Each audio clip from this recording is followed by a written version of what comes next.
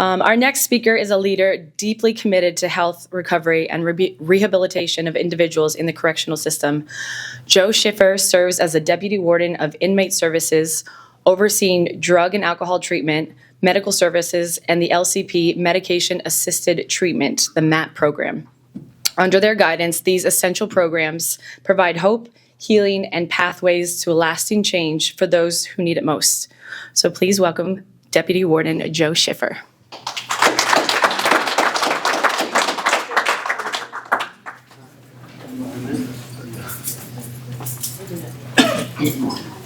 Good morning. As the warden reminded me, I only have 5 minutes. And I'm going to tell you right now, I can't meet that goal. I want to talk more today about medical because I think sometimes that is overlooked in the jobs that we do. I'm going to throw out some numbers here for you today. Before COVID, what do you think the approximate average number of inmates with chronic care issues was in the institution? Anybody just yell it out. A chronic care issue might be heart disease, it might be seizure disorder, it may be severe mental health issues, it might be kidney disease where dialysis is needed or any other kind of treatment. 30%? 20%? 40.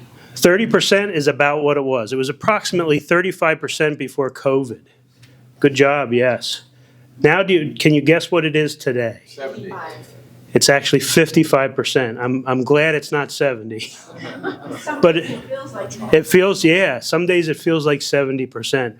But 55% is a huge number because when you factor in the fact that most of the inmates with chronic care issues have more than one. They come to the table with multiple concerns, and when they come through our door, we need to deal with that. And we need to deal with the fact that when they were in the community, when they were at home, they were not taking care of their bodies. They were not taking care of their teeth. They weren't taking care of their mental health. All they were doing was, not all, but generally speaking, many of them are addicted to substances on the outside, and they were looking for the next fix, and they weren't worried about their bodies. So what I want to let you all know in conjunction with that is that we have a tremendous team of medical staff in our building. We have a fully functioning medical department that has providers, medical providers. We have nurses, anyone from an RN to an LPN to a medical assistant, and they deal with these folks day in and day out.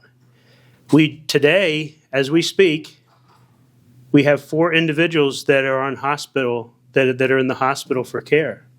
That means that we have 4 staff out with them at that time providing oversight, which costs overtime, which causes our staff to get really tired, okay? And on top of that, how many med runs do we have today, Deputy? Do we have 2 or 3? 3. We have 3 med runs. A med run means that we're taking them to a specialist or provider in the community for care. Again, it could be dialysis, it could be heart issues, it could be a broken limb, it could be infections, it could be a variety of things. So those 2 staff go out with them. Again, more overtime, more stress, more pressure on our staff to care for these people. And I really appreciate the fact that everybody has spoken thus far about service, because that's what we're all about and that's what we do. And that's why we jump through the hoops that we jump through to care for these people, because we serve our community, we serve our population to the best of our ability. It's just incredible what we deal with. I know we're going to have questions and answers later, but I would encourage you, if you have questions about our medical treatment, please ask, please speak up, because there's a wealth of information that we can provide. I'm so proud of our medical providers, our medical staff. We have a fully functioning mental health unit with a director, a mental health nurse, and mental health clinicians that deal with our inmates on a very personal level, day to day, trying to help them work through the shame, the struggles that they have internally with being in prison and dealing with their mental health issues and dealing with their past trauma. So I could stand up here and literally talk all day. We are on the phone daily with the hospital, with medical staff in the community, and our goal is to get these people not just better, but get them released to the community after they've served their time and make sure they have a plan in place to continue to care for themselves.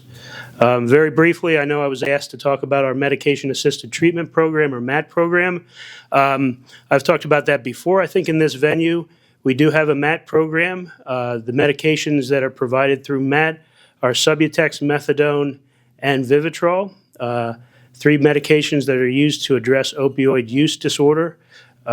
Last month at Prison Board, I spoke. I believe our recidivism rate collectively is approximately 10% at 90 days, which is incredible when you consider that overall our recidivism rate at 3 years is 65%. Now, when you go out further, we collect recidivism numbers at 90 days, 180, 1 and 2 and 3 years. Those, unfortunately, numbers go up, but we're still hovering in the 30s at 1-2 years, which is a tremendous accomplishment from all our staff and all our drug and alcohol folks. So, amen. Yeah. So, look forward to talking to you more later, but thank you so much for having us here. Thank you so much for coming this morning. It was a true blessing to have you all there. Thank you.